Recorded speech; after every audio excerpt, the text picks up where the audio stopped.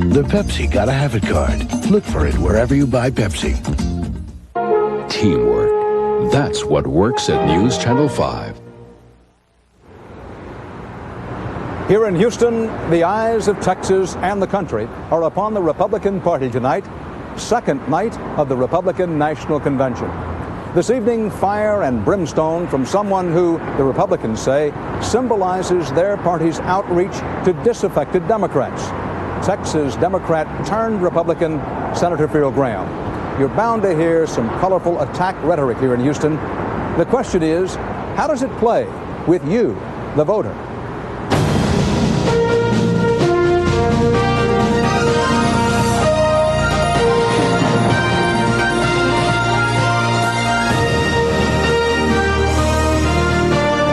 Campaign 92, the Republican National Convention.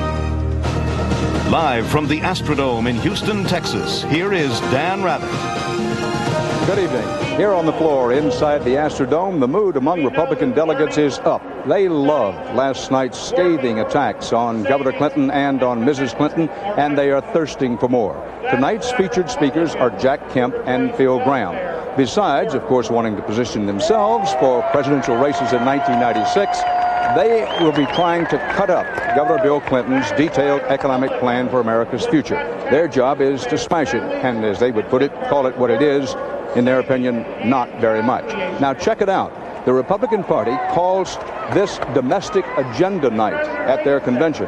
But when it comes to topic A, jobs, business, and the American economy, today's drop in new home construction is yet another reminder of exactly what the Bush quail ticket is up against. If you believe, as many in this hall are convinced, that the economy is issue number one and the issue upon which the election is likely to turn, this was not particularly good news today, to say the least. After 12 years in power, here's a basic question. Is the Republican Party's economic engine running out of gas? Ed Bradley's been checking that out in the Florida delegation. Good evening, Ed. Dan, Jim Baker, who'll be running the Bush campaign, says that after nearly 4 years of focusing on foreign policy, it's now time for the president to do what he calls target America. And with the economy in such sad shape, there are a lot of targets out there to hit. Take this state of Florida, for example. Key with 25 electoral votes, the president's behind in the polls. It's got a 9% unemployment rate. That's a real problem for people who don't have a jobs, and even a problem of perception for those who are afraid to spend money because they're concerned about the future of the economy. And the party professionals say that it's no longer good enough for the president to blame Congress for what they haven't done, the programs of his that they haven't passed. They say it's time for him now to hook up that vision thing and to prove that he does have an economic program, and two, that he can pull it off. And Dan, that's the challenge he's facing right now. Thanks, Ed. A key battleground state is Ohio. It generally is in every election. It may be especially so this time. Connie Chung is in the Ohio delegation. Is Ohio's economy helping or hurting George Bush, Connie? It's hurting him, Dan. Ohio is the heart of the Midwest. It's a make-or-break state for him. No Republican has won the presidency without winning Ohio. And like the states that Ed was talking about, the recession has hit Ohio hard. Unemployment is 7.4%. And that's going to hurt President Bush, especially among one group of voters in particular that he needs to win, Reagan Democrats, blue-collar Democrats.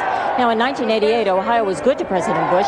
He beat Dukakis 55% to 44%. But today it's the exact opposite. Latest polls show that Clinton would beat Bush by the exact same margin. In fact, President Bush is in such trouble that campaign sources are telling us